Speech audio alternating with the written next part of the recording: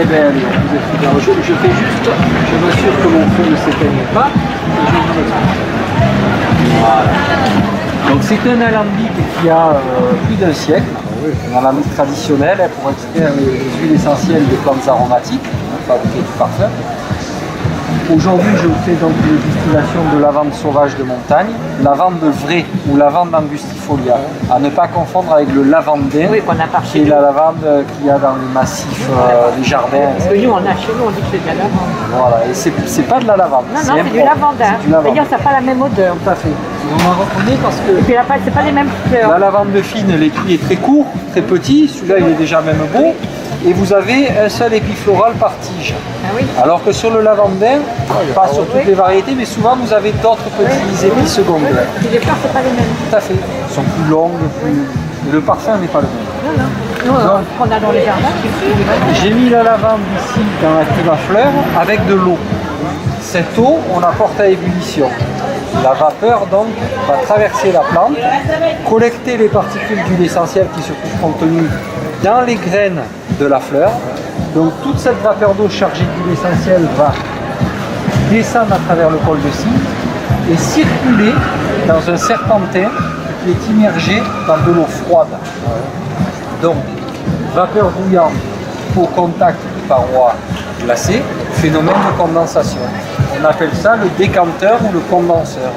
Et je vais récupérer un petit moment, quand le mélange sera chaud, dans l'ustensile en verre que l'on appelle un vase florentin ou un essencier. Alors vase florentin parce que c'était les verriers toscans au Moyen-Âge qui étaient les meilleurs verriers en Europe et c'est eux qui fabriquaient ce genre d'ustensile. Et là on est un peu dans la feuille, mettez-vous sur le côté.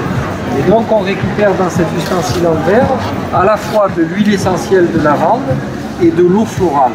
L'eau florale, c'est de la vapeur d'eau qui contient quand même environ entre 3 et 5% d'huile essentielle sous forme volatile.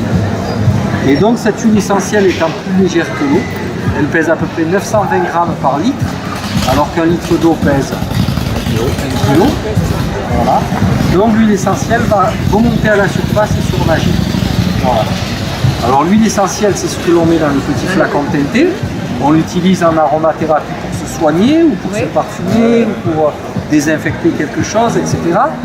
Et puis les eaux florales, c'est ce que j'ai mis dans les bouteilles et qu'on utilise soit pour la cosmétique, se démaquiller, se parfumer, etc. Soit également pour cuisiner. L'eau de fleur d'oranger par exemple. Ah oui. Voilà, je vais vous faire sentir.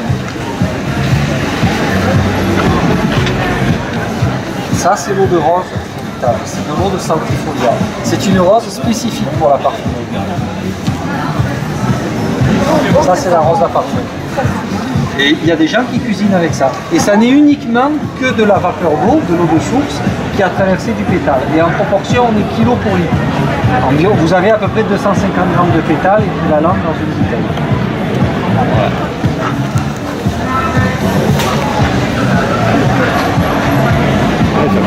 Ça sent rose, hein. Et après, je vais vous faire sentir la fleur d'oranger, c'est un peu différent. Alors l'oranger c'est le bigaradier, c'est la fleur de l'oranger amer que l'on dit, c'est pas l'oranger doux. L'oranger qui fait la bigarade pour la confiture. Qu'est-ce que ça sert? Dans les crêpes, c'est bon. Voilà, les crêpes, les beignets, les gâteaux. Ouais.